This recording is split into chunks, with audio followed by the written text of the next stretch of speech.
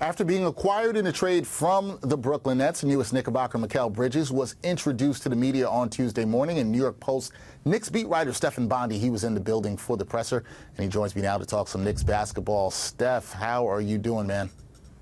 I'm good, man. I'm enjoying the little bit of a break between the draft and free agency and summer league. So, and now I'm at the Knicks practice facility, as you can see in the background. Like you said, Mikal Bridges had just done his introductory press conference.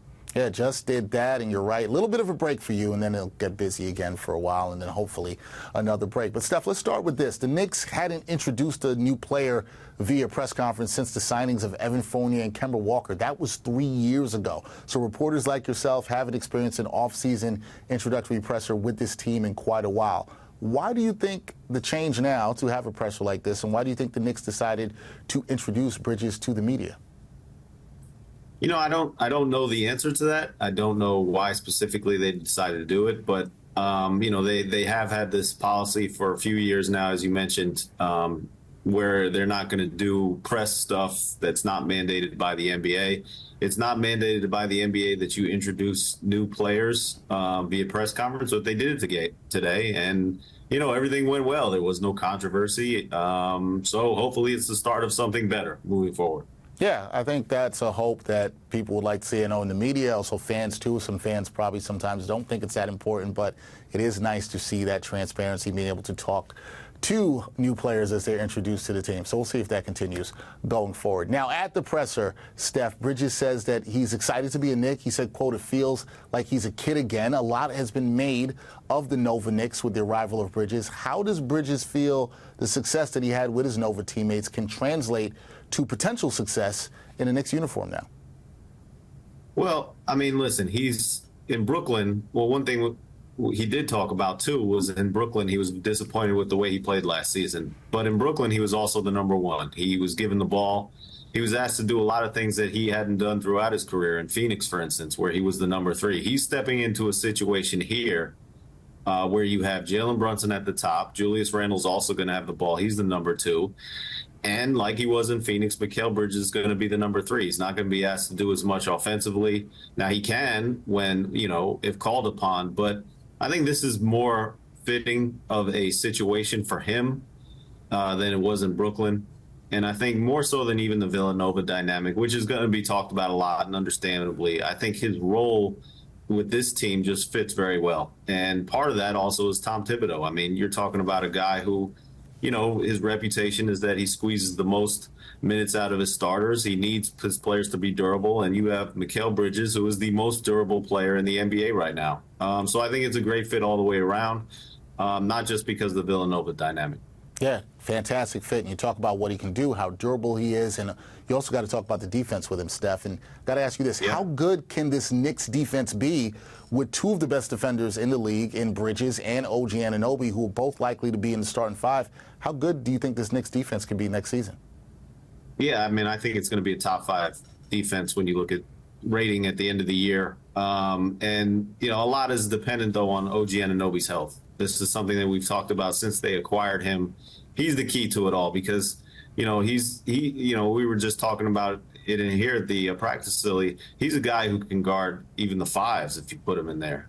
He's the most versatile defender on this team, and his health has been an issue for, you know, quite a few years going back to his time in Toronto. So I think that's a big question there, the health of OG Anunoby. But if everybody remains healthy, this is a top five defense in the NBA. All right, fans will like to hear that top five potential defense for the Knickerbockers next season. Want to talk to you going back to free agency a little bit and what the Knicks could do. Isaiah Hartenstein, now with him gone, the Knicks are still in the market for a backup center. Bringing back Precious Achiuwa is still a possibility here. What's the latest you're hearing about the Knicks signing or trading for another big man? Well, I mean, one of the names that have been put out there is Walker Kessler from Utah. And, you know, talking to people around the league, they just think it's unrealistic that the Knicks will be able to swing a deal for Walker Kessler just because they've been so depleted with their assets and draft picks for the Mikal Bridges trade. So I don't think that's a realistic avenue just from talking to people around the league. Paul Reed is a guy who was just waived by the Philadelphia 76ers. I understand that he had some disparaging remarks about the Knicks, and the Knicks fans are still kind of upset about it. But, people get over those kind of things. So he's a name to watch out for. As you mentioned, Precious Achiuwa, they still have his bird rights. They can re-sign him. He's still out there. But I've been told that Tom Thibodeau views him more as a power forward than a center. And frankly, look, they have Mitchell Robinson. They have Jericho Sims on the roster. If they don't make another move, I mean, they can go into the season with what they have and then, go from there and see if they need to make an addition in season. But yeah, at this point, it is a position of need, and the options are dwindling. Options are dwindling. We'll see what the Knicks do with that moving forward. Next up for the Knicks, Steph, they will tip off their Vegas Summer League schedule on Saturday. What will you be keeping your eye on with this Knicks Summer League roster? I know it's yet to been announced, but we expect some of the guys drafted to play. What are you going to be keeping your eye on out in Vegas? Yeah, I mean, last year, frankly, the Knicks Summer League team was a drag. I mean, they had no draft picks.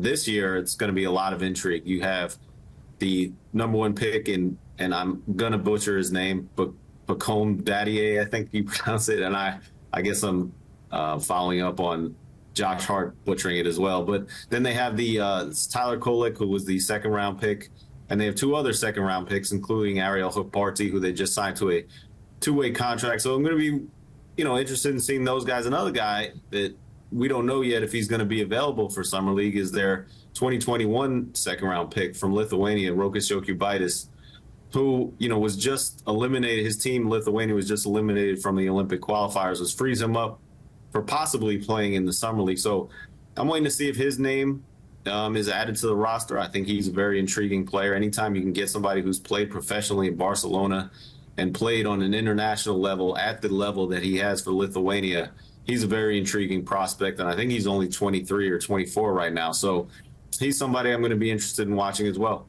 All right, a lot of things to watch with the Knicks. Yeah, it won't be a drag this time for you, Steph, out at Vegas Summer League. That's what's coming up next for you. We will see how the Knicks do there. Introduce Mikal Bridges today. Introductory press conference. That is Stefan Bondy, New York Post Knicks beat reporter. Steph, thanks for the time. Hopefully I will see you out in Vegas next week. All right, man. Apparently they tell me it's 120 degrees out there right now, so be prepared. I'll try to be as prepared as we can. We're going to have to try to stay cool. Thank you, man. Appreciate it. All right, man.